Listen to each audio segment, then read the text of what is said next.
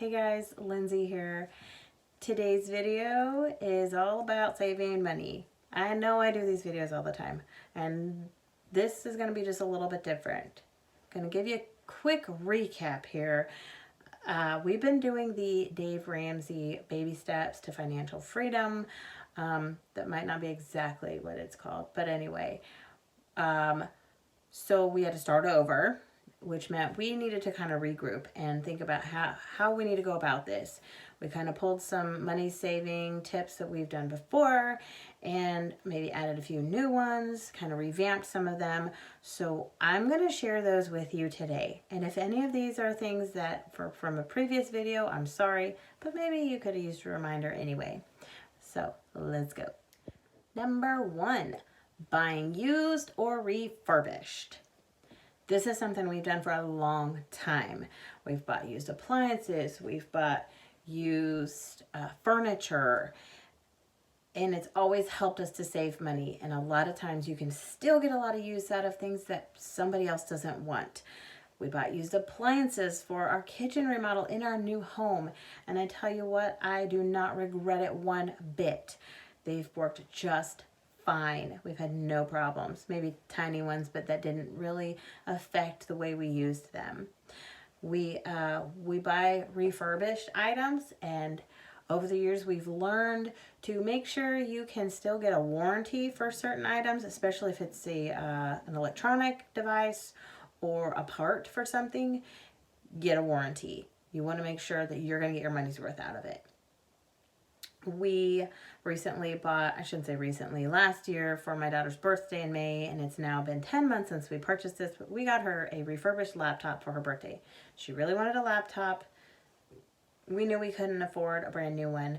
We actually got her a Chromebook, and I think we paid $60 for it, and we got free shipping, and it came with a limited 1-year warranty, and it's still working great. We also bought a used part for our washing machine recently. It came with a 60-day warranty, and I purchased the extra $4 extended 1-year warranty. And altogether it cost us about $60 for that. The part was going to cost upwards of $150 plus shipping and tax. That just wasn't really in our budget. Number 2, used clothes. And I probably have mentioned this in previous videos before, but I cannot emphasize this enough. When your kids are growing, you can buy used clothes because most kids don't stay in one size for very long. So you're going to end up with a gently used item that still has a lot of use left in it. And I've even had to pass on things after my kids have used them because there's still so much use left in them. And I will even buy used clothes because I can find pretty good deals for myself. This is really great when it comes to the items that my kids want with logos and things on them, or like they want to support their favorite sports teams, or like our local sports teams for that matter. I'm wearing a hooded sweatshirt right now supporting our local school and their teams. And this brand new probably would have cost me almost $40, maybe somewhere around there. But I paid $3 at our local thrift store. Our local thrift store gets a lot of donations from people who support our schools. I always, pretty much almost always, can find something with our school's logo on it and pay a fraction of the price brand new. I know buying brand new supports our schools, but I just don't have that kind of money to pay for an item like that, especially if all of my kids want something. I can't pay, $20, $25 a t-shirt for all 6 of us. So I will buy them at the thrift store here, and then I can also find stuff for our local college team, Illini, go Illini, at our local thrift store here, or some of the resale and thrift shops in the area. Number 3, repairing or making do. We've done this many times. Something may start to go bad, like maybe your faucet starting to look funny in your bathroom, but you don't have anything nasty coming out in the water, and it's still serving a purpose. And I say faucet because we have just a ugly faucet in our bathroom on the main floor, and it doesn't really go with anything else in the bathroom. It's got hard water deposits on it, and then the shower head in there is a little bit of an eyesore, but it's clean and it works. And then this is what's really funny that we're living with, and I know this is going to sound gross, but I said some of these are not normal. The overflow cover for the bathtub has fallen off because it was put on there with screws that were not correct, and they rusted out, and so it fell off. And instead of trying to replace it, which is kind of going to be difficult because there's some broken off screws in there, and we're just not wanting to mess with it, we're going to just leave it.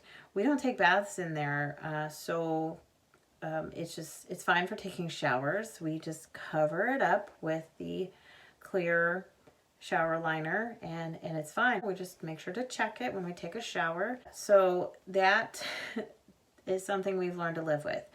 In years past, we have had handles break off of faucets. One time we actually had this happen in a kitchen in our old house, and we just put a heavy duty longer screw there to use for the handle.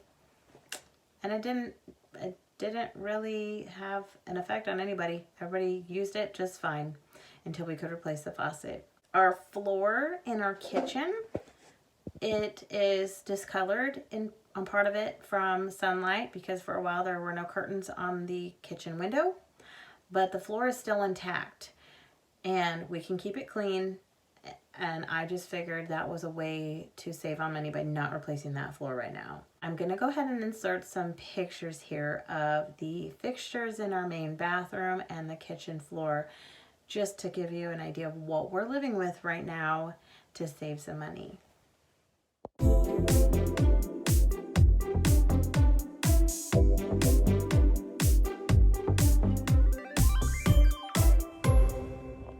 Number 4, re-wearing clothing.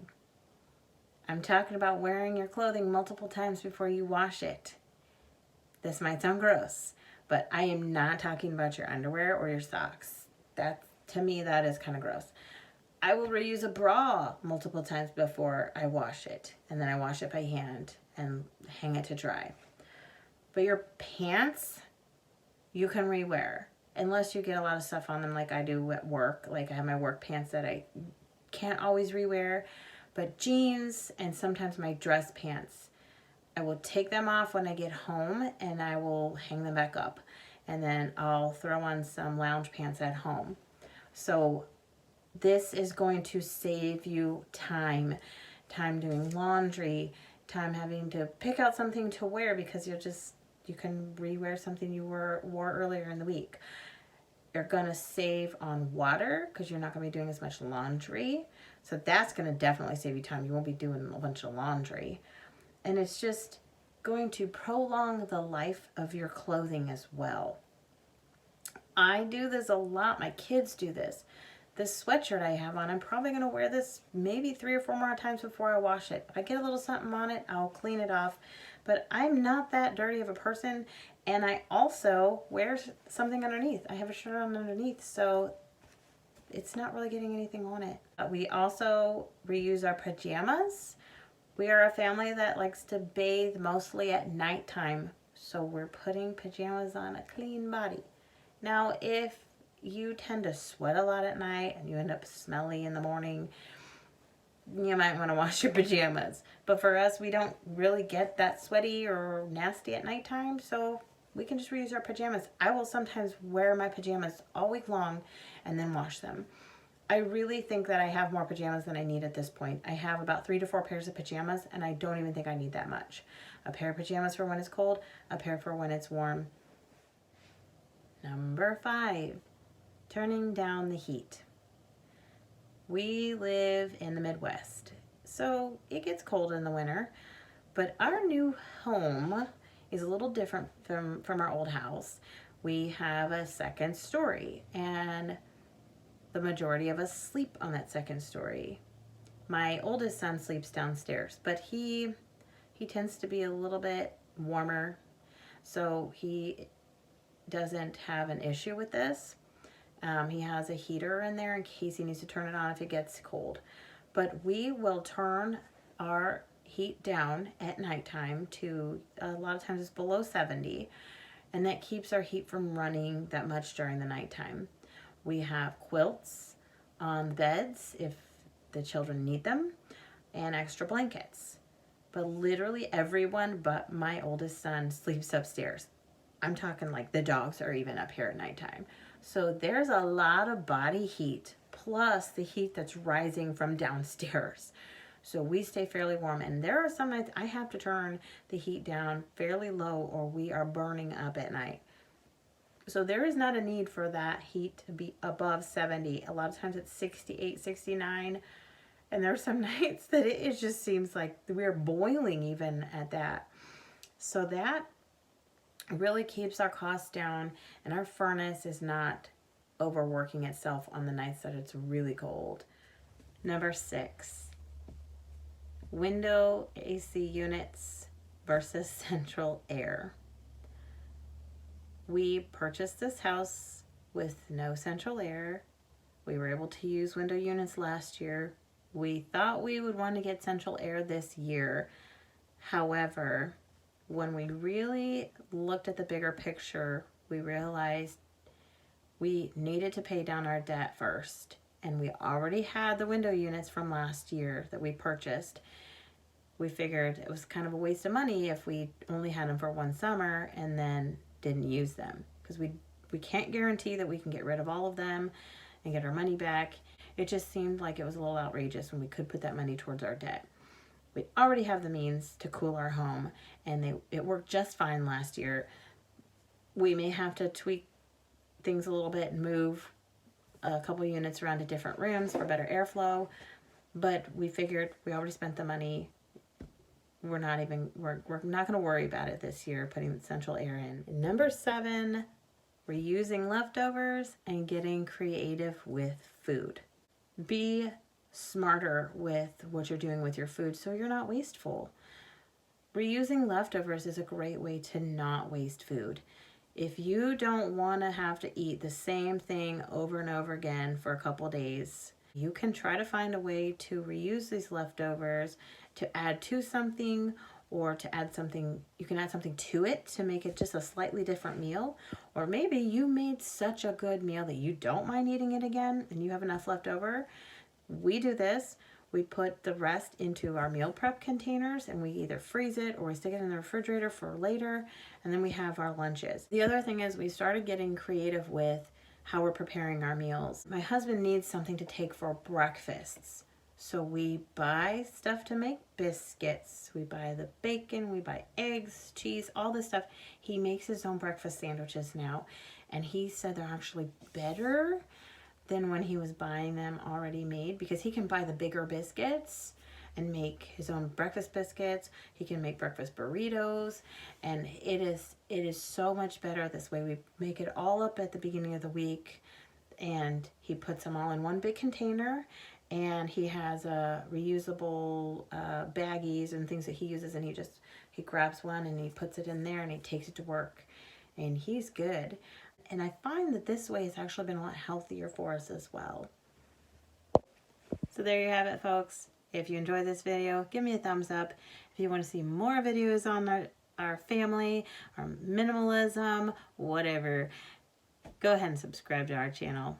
Y'all have a great day. Bye.